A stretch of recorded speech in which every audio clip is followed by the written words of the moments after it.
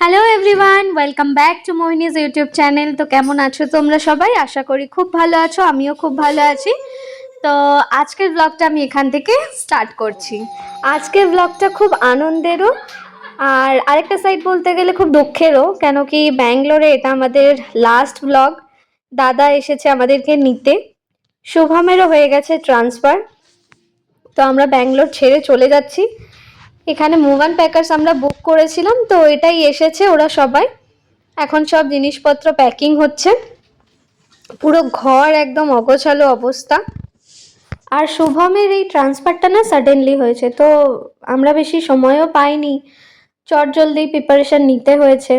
সব কিছু নেওয়া পসিবলও নয়, তো অনেক কিছু আমরা আমাদের যারা চেনাশোনা আছে যাদের যা লাগবে আমি বলেছি সবাই দরকারের জিনিস যা যা লাগবে তোমরা নিয়ে নাও, কেন কি ফালতু নষ্ট করব, ফেলে রেখে কি করব, ফেলে দেবো, তার থেকে যদি কারোর ইউজ হয় তো ইউজ হোক ওই জন্য। তো এবার আমরা বেরোচ্ছি, ঘরটা পুরো খালি হয়ে গেছে। যা কিছু নিয়ে যাওয়া পসিবল ছিল সেগুলো আমরা মুভান প্যাকার্সে পাঠিয়ে আজকে আমরা ফ্লাইটের জন্য রওনা দেব। বেরিয়ে পড়েছি এয়ারপোর্টের উদ্দেশ্যে। এই রাস্তাগুলো দিয়ে যখন যাচ্ছিলাম না, মনটা এত ভারী লাগছিল যে আর হয়তো কখনো এই রাস্তাটা দেখা হবে না। আমরা বছরে প্রায় 5 বার বাড়ি আসতাম, আর ব্যাঙ্গালোর আসা হয়তো বা হবে না, বা হতেও পারে, জানি না, যদি ভগবান চায়। আসলে একটা টান হয়ে গেছে ব্যাঙ্গালোরের প্রতি, যেহেতু বিয়ের পর আমি ব্যাঙ্গালোরেই থেকেছি। সংসার জীবন বলতে আমি এই লাইফস্টাইলটাকেই ভেবে নিয়েছিলাম, কিন্তু এখন সব কিছু চেঞ্জ হবে, আবার নতুন করে সব শুরু হবে।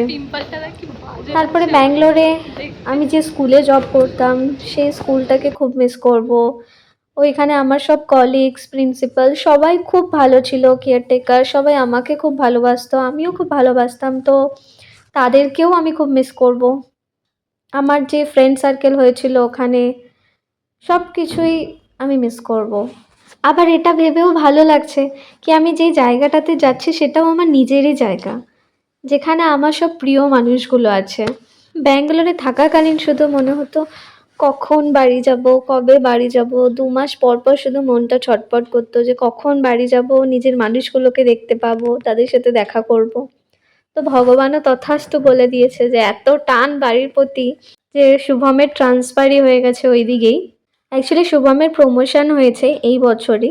তো শুভম অনেক ট্রাই করার পর ট্রান্সফারটা ওকে আসানসোলে দেওয়া হয়েছে। আমাদের দুজনারই মোটিভ ছিল যে আমরা ফ্যামিলি টাইম স্পেন্ড করতে চাই, মানে মা বাপির সাথে সময় কাটাতে চাই, ফ্যামিলি একসাথে থাকবো, এটাই আমরা চেয়েছি। শাহরুখের একটা মুভিতে ডায়লগ ছিল না, किसी चीज़ को अगर तुम मन से चाहो तो पूरे कायनात एक हो जाता है तुम्हें वो जुटाने में। সত্যি এটা হয়েছে আমাদের সাথে। দেখো তোমাদের সাথে গল্প করতে করতে কলকাতা পৌঁছে গেছি। এখন ওয়েট করছি, গুড্ডু আমাদেরকে নিতে আসার কথা ছিল, কিন্তু ও একটা কাজে ফেসে গেছে, তাই এখন আমরা ক্যাব বুক করেই ঘর যাব। কালকে অনেক রাত করে ঘর পৌঁছেছি, আর প্রচণ্ড টায়ার্ড হয়ে গেছিলাম, তো ভিডিওটা করার কথাও আর মাথায় ছিল না। আজকে সকালে ভাবলাম একটু পেডিকিওরটা করিয়ে নিই, একটু রিল্যাক্সেশনটা খুব দরকার, কদিন যা হেক্টিক গেছে আমাদের। তারপর আবার রেডি হয়ে বেরোতে হবে আসানসোল, শ্বশুরবাড়ি যাওয়ার পালা এবার।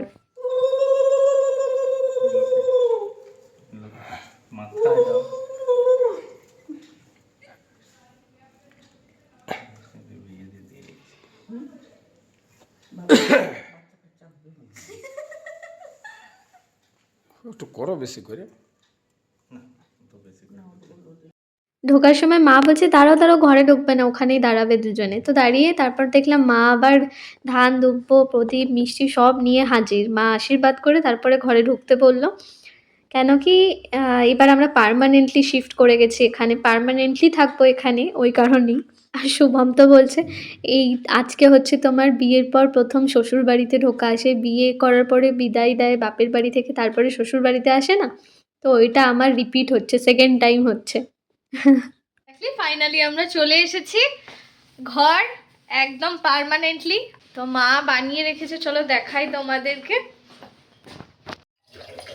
তো এইটা হলো চাটনি, আগে চাটনিটাই দেখিয়েছি আমি। এটা হলো, এটা হলো ইডলি রাতে।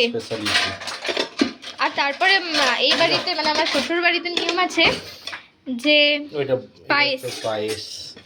বাপের বাড়ি ভাত খেয়ে এলে শ্বশুর বাড়িতে আর ভাত খাওয়া যাবে না, তাই তো মা? আলুর পরোটা কোথায়?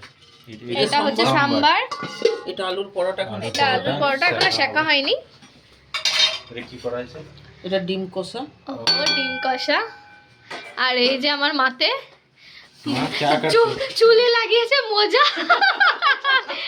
না কেন? চুলটা নষ্ট যাতে না হয়ে যায়। চুলটা যাতে নষ্ট না হয়ে যায়।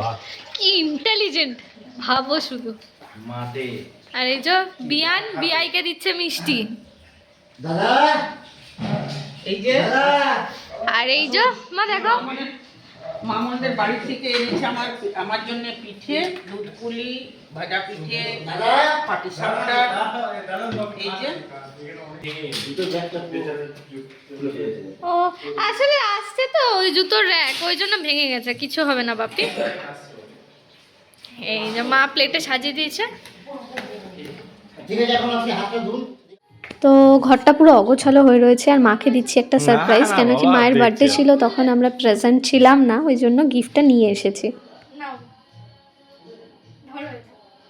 এটা কি? দেখো। পায়ের চুটকি। বাহ, বেশ সুন্দর তো। তোমার বার্থডে গিফট। তোমার কবে বার্থডে?